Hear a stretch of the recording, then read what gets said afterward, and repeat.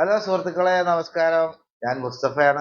ഞാൻ ഇന്ന് നിങ്ങളുടെ മുന്നിൽ വന്നിട്ടുള്ളത് സ്ട്രേഞ്ചർ സീക്രട്ട് എന്ന് പറഞ്ഞ ഒരു ഓഡിയോ ക്ലിപ്പിനെ കുറിച്ച് പരിചയപ്പെടുത്താനാണ്. നിങ്ങൾക്ക് അറിയാമായിരിക്കും. അറിയാത്തവരുണ്ടെങ്കിൽ നിങ്ങൾ അത് ഉപയോഗപ്പെടുത്തും. പല ആളുകളും ഇത് അറിയാവുന്നവരും അത് ട്രൈ ചെയ്യുന്നതും ആയിരിക്കും.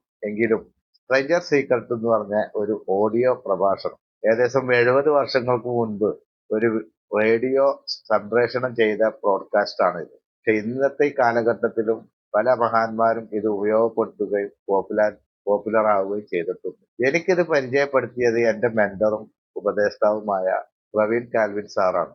ഞാനിത് അദ്ദേഹത്തിന്റെ നിർദ്ദേശപ്രകാരം ദിവസവും കേൾക്കാറുണ്ട്. അതിന്റെ ഒരു ഫലം ഞാൻ ഇന്ന് അനുഭവിക്കുന്നുമുണ്ട്. എൻ്റെ ജീവിതത്തിലും മാനസിക നിലയിലും എൻ്റെ മറ്റു പ്രവർത്തനങ്ങളിലും അത് ഒരുപാട് സ്വാധീനം ചെലുത്തുകയും ഒരു ഉന്മേഷം ഏഹ് വളരെയധികം പ്രയോജനപ്രദവുമായിട്ട് ഒരു മോട്ടിവേഷനോട് കൂടി എനിക്ക് അത് ഉപയോഗിക്കാൻ കഴിഞ്ഞിട്ടുണ്ട്.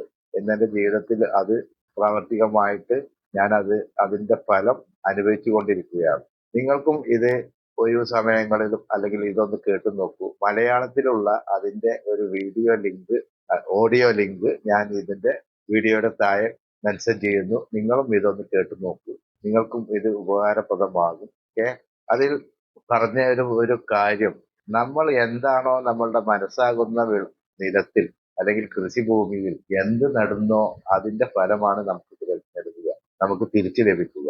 ഒരു കർഷകന് ഫലഭൂയിഷ്ഠമായ ഭൂമിയിൽ എന്ത് നടുന്നോ അതിന്റെ വിളവാണല്ലോ തിരിച്ചു നൽകുക. അദ്ദേഹം നല്ല ഒരു ധാന്യത്തിന്റെ വിത്തുകളാണ് നടുന്നതെങ്കിൽ നല്ല ധാന്യം വിളവ് ലഭിക്കും. അതല്ല ഒരു വിസച്ചെടിയുടെ വിത്താണ് നടുന്നതെങ്കിൽ ആ വിസച്ചെടിയായിരിക്കും വിളവായിട്ട് ലഭിക്കുക.